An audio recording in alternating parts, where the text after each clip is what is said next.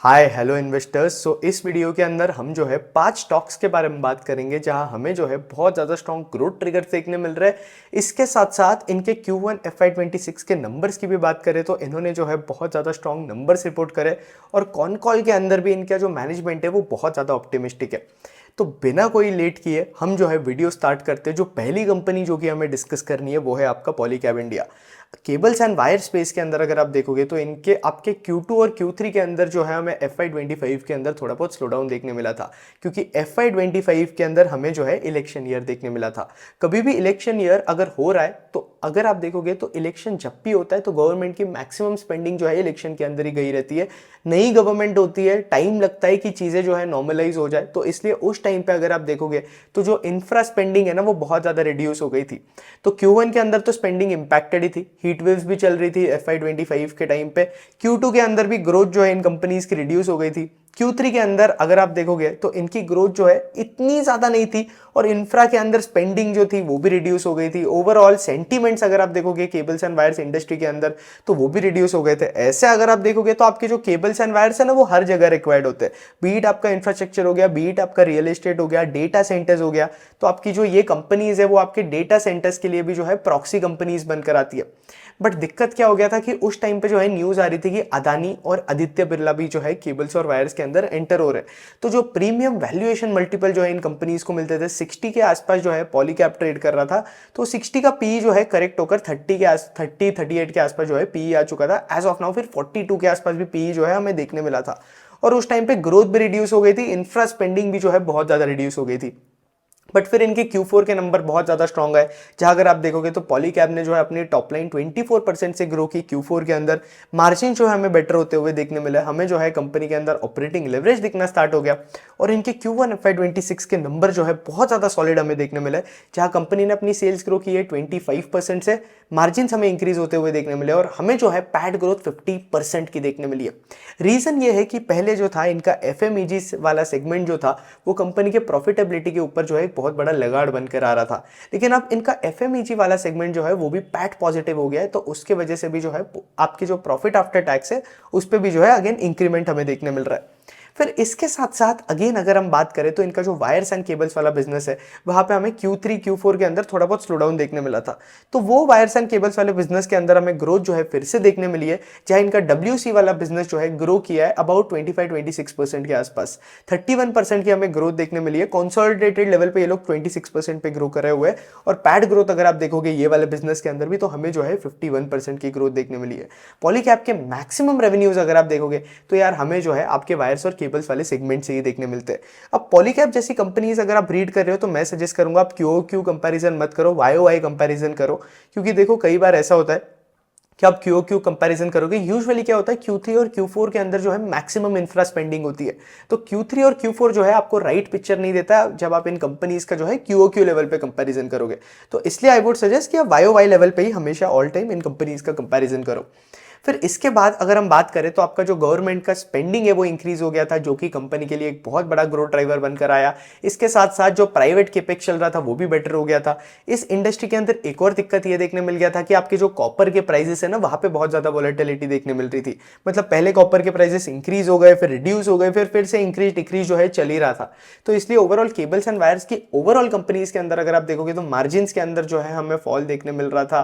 फिर इसके साथ साथ अगेन अगर आप देखोगे तो आपकी सारी कंपनीज जो है रिपोर्ट कर रही थी कि ये लोग इनका गाइडेंस वगैरह जो है रिड्यूस करने वाले, क्योंकि इनकी इन्वेंट्री जो है लॉस में थी। अगेन डिस्ट्रीब्यूटर जो है लॉस वाली इन्वेंट्री बेचने के लिए तैयार नहीं थे, क्योंकि आपके कॉपर के प्राइसेस रिड्यूस हो गए थे तो इन्होंने लॉस के अंदर ही इन्वेंट्री बेचनी पड़ रही थी। फिर कॉपर के प्राइसेस इंक्रीज हो गए तो बहुत मैस हो गया था वॉलेटिलिटी के अंदर। तो कमोडिटी वाला जो प्राइसेस वाला जो सिनेरियो था ना वो अभी थोड़ा बहुत नॉर्मलाइज हुआ है। फिर इसके साथ साथ इनका जो एक्सपोर्ट वाला बिजनेस है ना वहां पे भी हमें बहुत ज्यादा स्ट्रॉन्ग ग्रोथ देखने मिली है, क्योंकि अगेन एक चीज है कि इनका एक्सपोर्ट वाले बिजनेस के अंदर बेस भी बहुत छोटा है। अबाउट कंपनी के 5.2% ऑफ रेवेन्यू जो है हमें एक्सपोर्ट वाले बिजनेस से देखने मिलते हैं, इसलिए हमें स्ट्रॉन्ग ग्रोथ देखने मिल रही है। और सबसे ज़्यादा इंटरेस्टिंग सेगमेंट बनकर आता है कंपनी का FMEG सेगमेंट, जो कि Q1 FY26 के अंदर थोड़ा सा इंपैक्टेड है, क्योंकि आपको पता ही होगा कि इस बार मानसून जो है हमें बहुत ज़्यादा स्ट्रॉन्ग देखने मिले, और जो पिछले साल के समर्स थे ना वो इस साल हमें इतने ज़्यादा देखने नहीं मिले। तो अब जब आपके समर्स इतने ज़्यादा हमें देखने नहीं मिलते हैं ना, तो आपकी फैंस की जो सेल्स होती है वो इतनी ज़्यादा अच्छी नहीं होती है। तो फैंस वाले सेगमेंट से म्यूटेड परफॉर्मेंस था आपके FMEG सेगमेंट के अंदर। ओवरऑल ये खराब समर्स की वजह से जितनी भी RAC प्लेयर्स है, जैसे कि PG इलेक्ट्रोप्लास्ट हो गया, इपैक्ट ड्यूरेबल हो गया, उनकी भी सेल जो है रिड्यूस हो गई, उनके ऊपर भी जो है हमें सीजनैलिटी इंपैक्ट देखने मिला। और फिर इसके साथ साथ इनके जो सोलार प्रोडक्ट्स है ना, वहां पे बहुत ज्यादा स्ट्रॉन्ग ग्रोथ देखने मिली है, और 2x की YOY लेवल पे ग्रोथ जो है हमें सोलार प्रोडक्ट्स के अंदर देखने मिली है। फिर इनका EPC सेगमेंट की बात करें तो ये बिजनेस जो है मुझे इतना ज्यादा पसंद नहीं है, और यहाँ पे भी अगर आप देखोगे तो हमें रेवेन्यूज के अंदर डी ग्रोथ देखने मिली है, और इसके साथ साथ अगेन अगर आप देखोगे तो EBIT के अंदर भी जो है हमें डी ग्रोथ देखने मिला। तो ये बनकर आता है पॉलीकैब के बारे में बात। अब पॉलीकैब ने जो पहले गाइडेंस दिया था ना कुछ 2021 के आसपास, वो गाइडेंस जो है इन्होंने पूरा मतलब इन्होंने ओवर अचीव कर लिया। मतलब जो गाइडेंस इन्हें अभी 2026 के अंदर अचीव करना था, कुछ 20,000 करोड़ का रेवेन्यू था, तो वो गाइडेंस ये लोग ऑलरेडी पहले ही अचीव कर चुके 2025 में। तो ये एक इंटरेस्टिंग बात बन जाती है पॉलीकैब की। इसका ये मतलब है कि मैनेजमेंट जो है अंडर प्रॉमिस कर रहा है, ओवर डिलीवर कर रहा है। तो ये गाइडेंस अगर आप देखोगे तो पहले जो है ये लोग आपका दूसरे प्रोजेक्ट की बात कर रहे थे, अभी जो है ये लोग अगेन दूसरे प्रोजेक्ट के अंदर आए, तो यहाँ पे भी मैनेजमेंट जो है गाइडेंस दे रहा है कि ये लोग आराम से जो आपकी वायर्स एंड केबल्स वाली इंडस्ट्री है उसे आउटपेस करेंगे, और इसके साथ साथ FMEG वाला जो सेगमेंट है वो भी प्रॉफिटेबल हो गया है, तो वहाँ पे भी जो है ग्रोथ जो है कंपैरेटिवली बहुत ज़्यादा स्ट्रॉन्ग रहेगी। फिर इसके साथ साथ अगेन अगर हम बात करें तो इनके EPC वाले बिजनेस के अंदर भी जो है कंपनी को अच्छे खासे ऑर्डर्स मिल रहे हैं। अब प्रोजेक्ट स्प्रिंग के अंदर कंपनी का मैनेजमेंट ये बता रहा है कि यहाँ पे जो है ये प्रोजेक्ट स्प्रिंग अगले 5 सालों के लिए रहेगा, जैसे इसके पिछला वाला प्रोजेक्ट था। और यहाँ पे अगेन अगर आप देखोगे तो इनका मार्केट शेयर गेन मैनेजमेंट बता रहा है कि ये लोग केबल्स एंड वायर्स के अंदर जो है मार्केट शेयर इनका इंक्रीज करेंगे।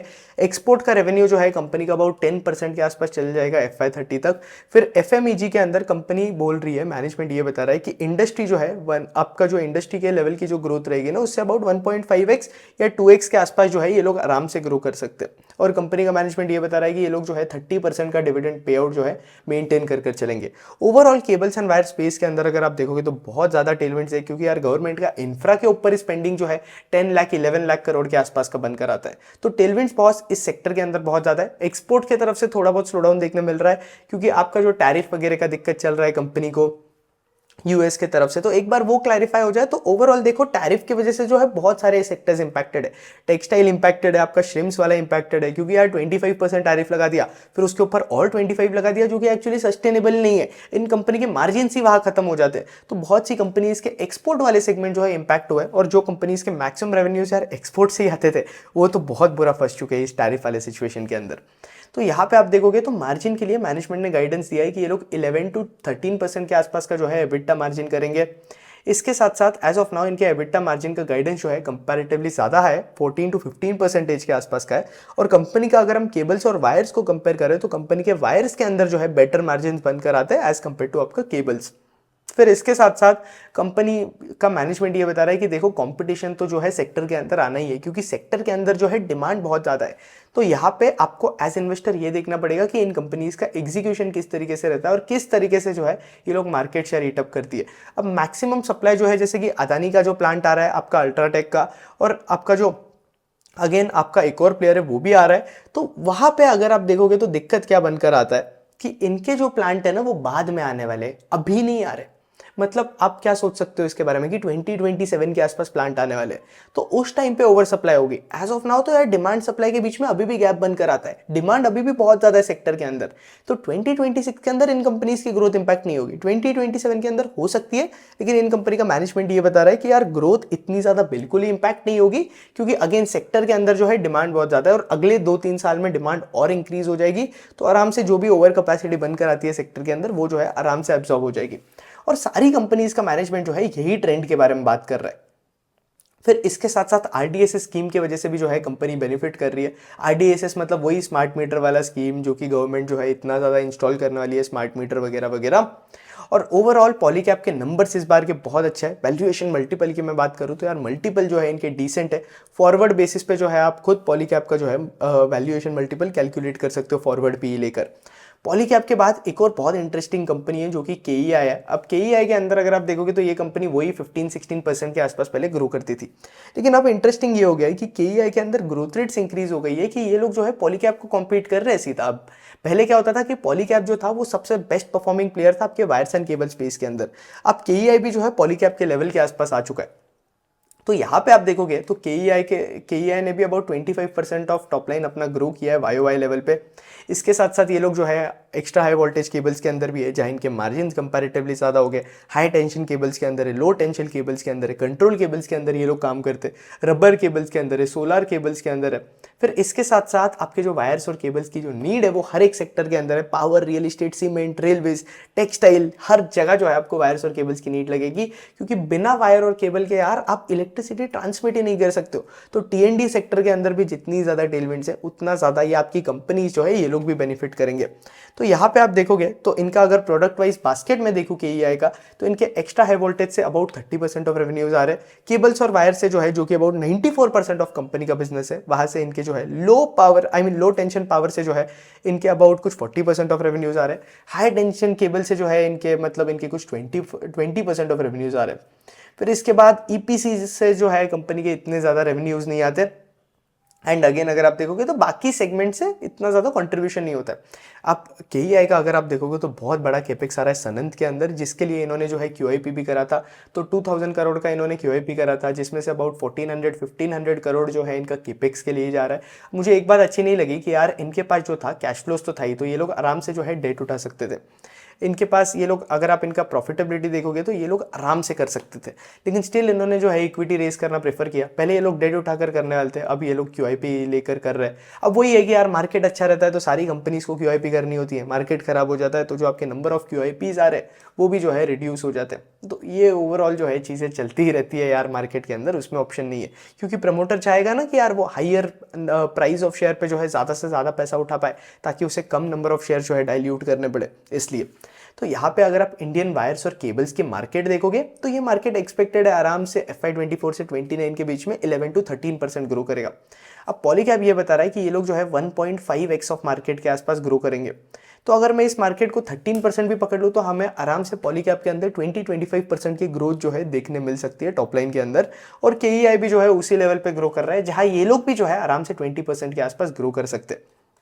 इसके साथ साथ आपका जो FMEG वाला मार्केट है वो भी बहुत ज़्यादा ग्रो कर रहा है। और आपके जो दूसरे मार्केट बनकर आते हैं, जैसे कि हमारे इंडिया के अंदर जो इंस्टॉल कैपेसिटी एनर्जी की, वो भी जो है कॉन्स्टेंटली इंक्रीज होते जा रही है, क्योंकि रिन्यूएबल एनर्जी की तरफ शिफ्ट आ रहा है। अब जितना ज़्यादा उसके ऊपर शिफ्ट आएगा, आपकी वायर्स और केबल सेक्टर के अंदर टेलविंड जो है वो और इंक्रीज होते जाएगी। फिर इसके साथ साथ आपका बिल्डिंग और कंस्ट्रक्शन भी जो है वो भी बहुत ज़्यादा फास्ट पेस पे इंक्रीज हो रहा है। तो एज ऑफ नाउ अगर आप देखोगे तो ये 12.5 to 13.5 ट्रिलियन के आसपास बनकर आती है स्पेंडिंग। और अगर आप देखोगे 2025 से 2029 में तो ये स्पेंडिंग जो है आराम से 18 to 19 ट्रिलियन के आसपास पहुंच जाएगी। डेटा सेंटर का जो कैपेसिटी है वो भी इंडिया के अंदर इंक्रीज हो रहा है। तो 2024 में सिर्फ 0.9 गीगावाट के आसपास का है, जो कि एक्सपेक्टेड है कि यार आपका 2027 में 2 गीगावाट के आसपास पहुंच जाएगा। डेटा सेंटर के ऊपर भी जो है मैंने एक बहुत डिटेल वीडियो कवर करा हुआ है, एक्स के ऊपर हमने कवर करा हुआ है डेटा सेंटर्स के ऊपर। तो यार अगर आप डेटा सेंटर से रीड कर रहे हो तो मैं सजेस्ट करूंगा कि आप ये वाला वीडियो मेरा जाकर देखना, जहां आपको डेटा सेंटर के अंदर चल क्या रहा है ना उसके बारे में एकदम डिटेल्ड आइडिया लगेगा। ओवरऑल वैल्यू चेन वगैरह आप समझोगे, और कौन से स्टॉक्स जो है इस सेक्टर के अंदर काम करते हैं उनके बारे में जो है आपको आइडिया लगेगा।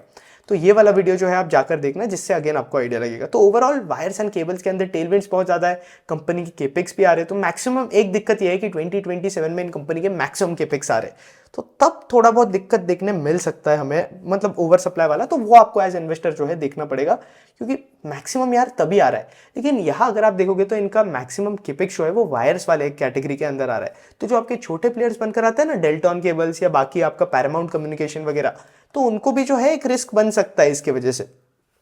फिर इसके बाद अगर हम बात करें तो RR केबल नाम की भी एक कंपनी है केबल स्पेस के अंदर, उसके भी जो नंबर्स है इस बार बहुत स्ट्रांग हमें देखने मिले। Q4 के अंदर भी इनके नंबर स्ट्रांग आए थे, और Q1 के अंदर भी कंपनी ने जो है अच्छे नंबर्स रिपोर्ट करे, और हमें ऑपरेटिंग लेवरेज भी देखने मिल रहा है कंपनी के अंदर।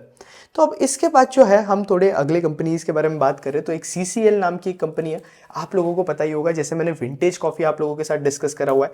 तो CCL जो है आपका विंटेज का बड़ा भाई है, जो CCL अगर आप देखोगे तो आपके कंज्यूमर वाले डिवीजन के अंदर भी काम करता है। कंज्यूमर कंज्यूमर वाले डिवीजन के अंदर भी स्केल कर रहे हैं, इनका खुद का ब्रांड है कॉन्टिनेंटल कॉफ़ी, और B2C ब्रांड बनाना जो है सिंपल नहीं है। तो इनका जो B2C ब्रांड है वहाँ पे इनके मार्जिन्स अगर आप देखोगे तो कंपैरेटिवली बेटर है एज कम्पेयर टू ये B2B कैटेगरी के अंदर जो काम करते हैं उसमें। फिर इसके साथ साथ अगेन अगर आप देखोगे तो और क्या हमें कंपनी के अंदर देखने मिल रहा है, यहाँ ये लोग जो है आपके फ्रीज ड्राइड कॉफ़ी के अंदर काम करते हैं, स्प्रे ड्राइड ग्रैन्यूल्स के अंदर काम करते हैं, तो डिफरेंट टाइप ऑफ कॉफ़ीज को स्टॉक मार्केट मास्टर क्लास के अंदर सिखाया हुआ है। ये मास्टर क्लास का प्राइस जो है मैंने सिर्फ 2000 रुपीज़ रखा हुआ है रिटेल इन्वेस्टर्स के लिए, और इस वर्कशॉप का प्राइस जो है मैं कुछ टाइम बाद इंक्रीज करने वाला हूँ, 3000 रुपीज़ के आसपास करने वाला हूँ। इस वर्कशॉप के अंदर ओवर 200 प्लस लोग जो है एनरोल कर चुके हैं, और जितने भी लोग एनरोल है सबने मुझे बहुत ज़्यादा पॉजिटिव रिव्यू दिए है इस क्लास के बारे में। इसके साथ साथ अगर आपको जेन्युइनली कुछ इक्विटी रिसर्च सीखना है, अगर आपको जेन्युइनली आपके लाइफ में कुछ करना है, अगर आप इरिटेट हो गए हो, आपको पोर्टफोलियो मैनेजमेंट सीखना है, आपको समझ में ही नहीं आ रहा है मार्केट के अंदर चीजें कैसे चलती है, आप बस ये यूट्यूब पे वीडियोस देख रहे हो, उस पर स्टॉक मार्केट के डिसीजन ले रहे हो, कुछ टेलीग्राम ग्रुप पे आप एडेड हो, या फिर कोई दोस्त आपको टिप्स दे रहे हैं तो आप उस पे डिसीजन ले रहे हो, या फिर आप ढंग से जो है मार्केट के अंदर रिसर्च नहीं कर पा रहे हो, तो आपके लिए जो है zero to hero equity research वाली जो क्लास है ये मस्ट नीडेड है। और ये 20 आवर्स का कंटेंट जो है आपको देखना है। इस क्लास के अंदर आपके 20 आवर्स के रिकॉर्डेड लेक्चर्स है, ये आपको देखना है। इसके साथ साथ इसमें टोटल 11 सेशंस है, इसमें आपको पीपीटी भी मिलेगी जो मैं यूज कर रहा हूँ। इसके साथ साथ डिफरेंट सेक्टर के लिए डिफरेंट चेकलिस्ट होती है जो कि हमें फॉलो करनी चाहिए। हर एक सेक्टर की अलग मेंटल मॉडल होता है, जैसे कि हॉस्पिटल्स के लिए हमें कुछ और देखना चाहिए, आप ऑटोमोबाइल कंपनीज के लिए देखोगे तो हमें कुछ और ट्रैक करना चाहिए, फिर उसके बाद आप कैपिटल मार्केट वाली कंपनीज देखोगे या कैपिटल गुड्स वाली कंपनीज देखोगे, लैब ग्रोन डायमंड कंपनीज देखोगे, गोल्ड कंपनीज देखोगे। तो हर एक सेक्टर के अंदर जो है हमें अलग अलग चेकलिस्ट फॉलो करनी पड़ती है, अलग अलग चीजें ट्रैक करनी पड़ती है कंपनीज के अंदर। तो इस मास्टर क्लास के अंदर आप सीखोगे कि कौन से सेक्टर के अंदर हमें क्या देखना है। आप आराम से एक बार आपने 20 आवर्स का कंटेंट देख लिया, आपको कंपनीज ट्रैक करनी स्टार्ट करनी है, और फिर आप जो है कोई भी कंपनी को ट्रैक कर सकते हो, नॉट किडिंग। इसके साथ साथ जो है मैं आपको इस मास्टर क्लास के अंदर सिखाऊंगा कि आप किस तरीके से एआई को अपने रिसर्च के अंदर यूज कर सकते हो, लेवरेज कर सकते हो। यहाँ पे मैंने जो है आपको वैल्यूएशंस के बारे में भी सिखाया हुआ है कि आप किस तरीके से कोई भी स्टॉक को जो है वैल्यू कर सकते हो मार्केट के अंदर विद इन मिनट्स। वो सीएफए वाले लोग होते हैं ना, वो कॉम्प्लेक्स कॉम्प्लेक्स मॉडल सिखाते हैं आपको, डीसीएफ मॉडल, ये मॉडल वो मॉडल, आपको कोई जरूरत नहीं है, क्योंकि रियल लाइफ के अंदर अगर हम स्टॉक मार्केट के अंदर होते हैं तो ये सारी चीजें जो है एप्लीकेबल नहीं होती है, फाइनेंस वाली चीजें। तो आप भले ही एमबीए फाइनेंस हो या फिर आपका स्टॉक मार्केट के अंदर कोई बैकग्राउंड नहीं है, आपको जो है ये मास्टर क्लास के अंदर एनरोल कर लेना चाहिए अगर आपको जेन्युइनली स्टॉक मार्केट के बारे में जो है सीखना है। यहाँ पे मैं आपको ये भी सिखाऊंगा कि आप पोर्टफोलियो मैनेजमेंट किस तरीके से कर सकते हो, जहां मैं अपना पोर्टफोलियो रिवील करूंगा आप लोगों को, और अपने पोर्टफोलियो के स्टॉक से जो है मैंने आपको सारी चीजें सिखाई है। तो ये 2000 का प्राइस है, ये कुछ भी नहीं है, और जो वैल्यू आपको इस मास्टर क्लास के अंदर मिलेगी ना वो बहुत ज्यादा, इनफैक्ट 100x ज्यादा होगी जो प्राइस आप पे कर रहे हो। और डेली मुझे मेल्स आते रहते हैं, डेली मुझे डीएम्स आते हैं, व्हाट्सअप पे आता है, एक्स पे आता है, जीमेल पे मेल्स आते होते हैं, लोग जो है डेली मुझे बता रहे होते हैं कि भाई मास्टर क्लास के बाद जो है हमें कंटेंट बहुत अच्छा लगा, एकदम सुपर कंटेंट है, क्योंकि लोग आपको स्टॉक मार्केट कोर्सेज के नाम पे कचरा बेच रहे हैं, आपको बेसिक चीजें सिखा रहे हैं, और इस मास्टर क्लास के अंदर आप एकदम एडवांस चीजें सीखोगे, और वो चीजें सीखोगे जो कि आपको मार्केट के अंदर एक्चुअली रेलेवेंट है। और इसके साथ साथ लोग मुझे बताते हैं कि यार भाई हमने मास्टर क्लास देखने के बाद हमारा पूरा पोर्टफोलियो रिबैलेंस कर लिया।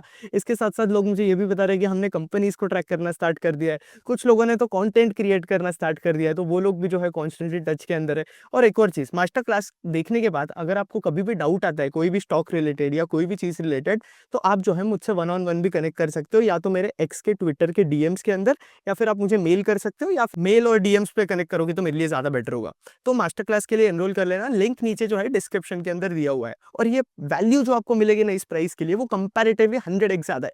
तो ये 2000 रुपीज के लिए जो है सोचो मत, हमें जो है इग्नोरेंस टैक्स पे नहीं करना है हमारे लाइफ के अंदर।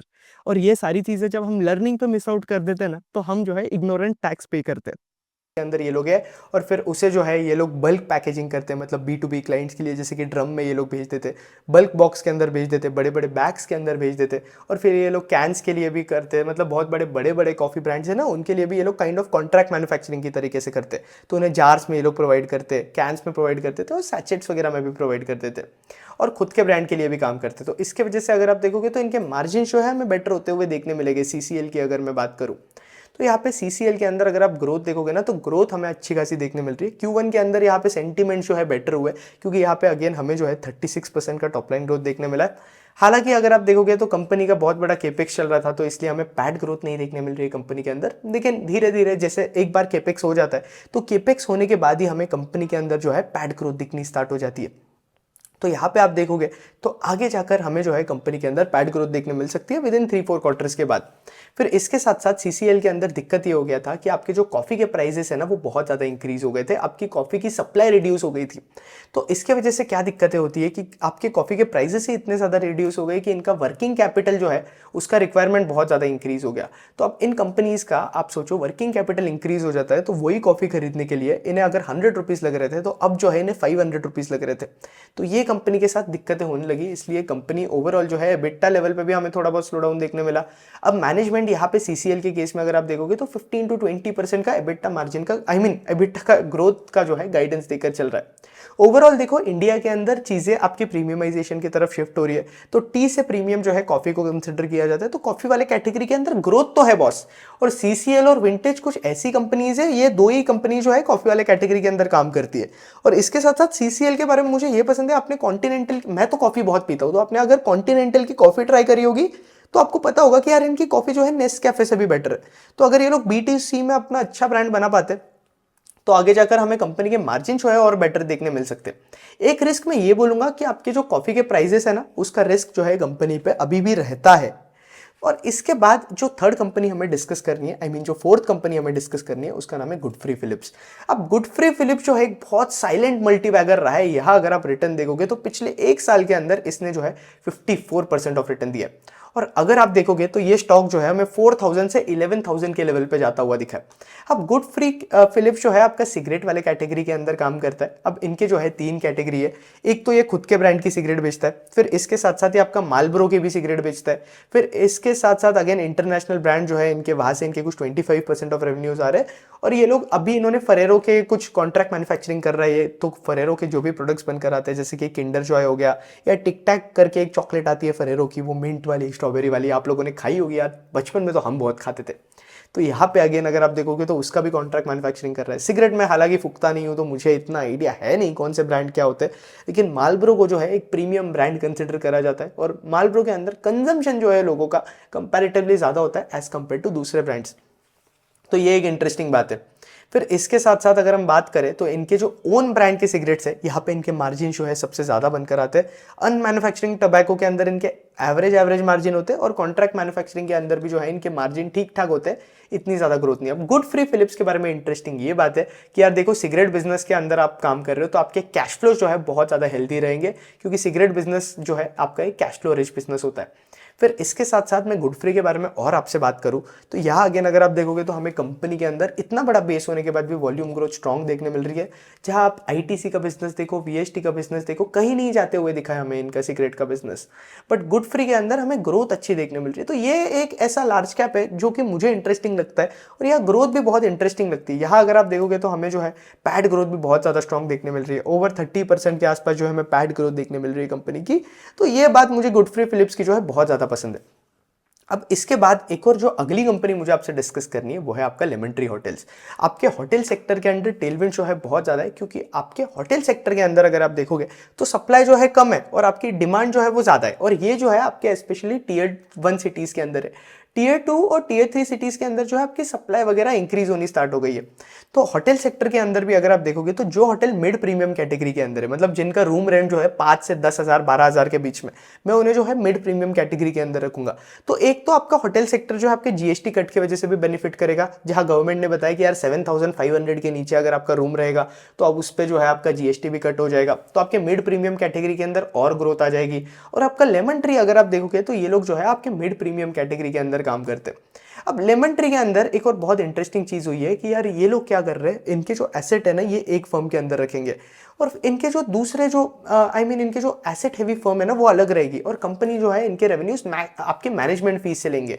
आपके होटल इंडस्ट्री के अंदर ये भी बहुत बड़ा मेगा ट्रेंड हमें देखने मिल रहा है कि कंपनी के अच्छे खासे रेवेन्यूज जो है हमें मैनेजमेंट फीस से देखने मिल रहा है। मतलब ताज भी अगर आप देखोगे तो लोगों के होटल्स ले रहा है मैनेज करने के लिए और उसके लिए जो है उन्हें मैनेजमेंट फीस मिल रहा है। होटल दूसरे का, जगह दूसरे की, हर चीज दूसरे का, लेकिन ताज मैनेज करेगा तो उसे मैनेजमेंट फीस मिलेगा। और जो होटल ओनर है उसको भी फायदा हो रहा है यार कि उससे बस होटल बड़े बड़े बनाने, मतलब जो आपके पास अगर बहुत अंधा पैसा है, आप रियल एस्टेट के अंदर हो, तो आपको क्या करना है, बस होटल बनाकर देना है ताज को, ताज मैनेज करेगा, आपके पास रेंट आता रहेगा। तो यहाँ पे आप देखोगे तो इनका जो मैनेज रूम या फ्रेंचाइजी है वहां से इनका जो इन्वेंट्री है वो कुछ 12% से ग्रो किया है। इनका ARR भी जो है हमें ग्रो करता हुआ देखने मिला है। अब होटल इंडस्ट्री के अंदर एक और ये भी बड़ा ट्रेंड देखने मिला है कि Tier 1 सिटीज के अंदर सारी होटल कंपनीज का ARR ग्रो कर रहा है, लेकिन अगर आप T2 T3 सिटीज के अंदर देखोगे तो ARR के अंदर ग्रोथ है, लेकिन जितनी Tier 1 के अंदर है उतनी ज्यादा है नहीं। और हमारे कंट्री के अंदर जितना ज्यादा ट्रैवल इंक्रीज होते जाएगा, इंटरनेशनल ट्रैवल इंक्रीज होगा, जैसे इवेंट्स हो गए, जैसे कि कोल्डप्ले का इवेंट हुआ, फिर इसके साथ साथ कुंभ मेला भी हुआ था और ऐसे बाकी इवेंट्स होते रहते हैं, तो ओवरऑल आपकी होटल सेक्टर जो है अच्छा ही परफॉर्म करेगा।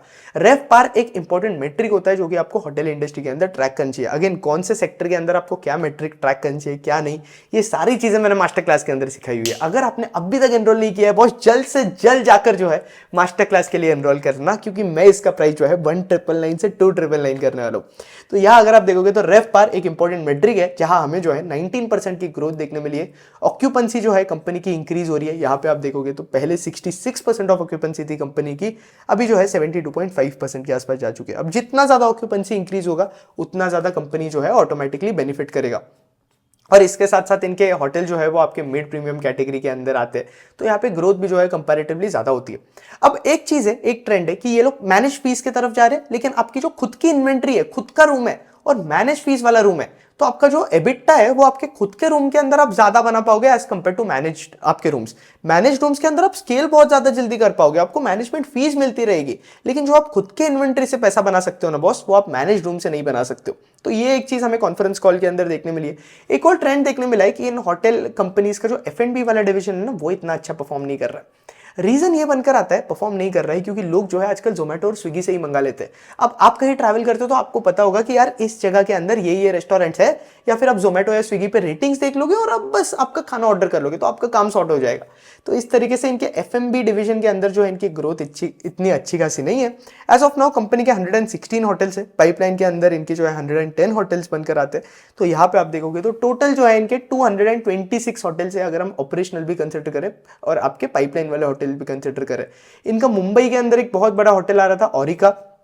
अब ओरिका के ऊपर इनका अच्छा खासा स्पेंडिंग हो रहा था। अब जो है ओरिका ऑपरेशनलाइज हुआ है और वहां पे जो है ये लोग ऑक्यूपेंसी इंक्रीज करने पे फोकस कर रहे हैं एज कंपेयर टू ARR। पहले इनका प्लान है कि ये लोग ऑक्यूपेंसी इंक्रीज करेंगे फिर ARR पे फोकस करेंगे। नहीं तो यार आप ARR ही बढ़ा दो और आपके होटल में ऑक्यूपेंसी नहीं हो रही है तो फिर आपके कॉस्ट भी जो है आपको बेयर करने पड़ते हैं। फिर इसके साथ साथ ये ओरिका शिलोंग के अंदर भी बना रहे हैं, शिमला के अंदर भी बना रहे हैं, तो वहां पे भी इनके होटल्स आ रहे हैं।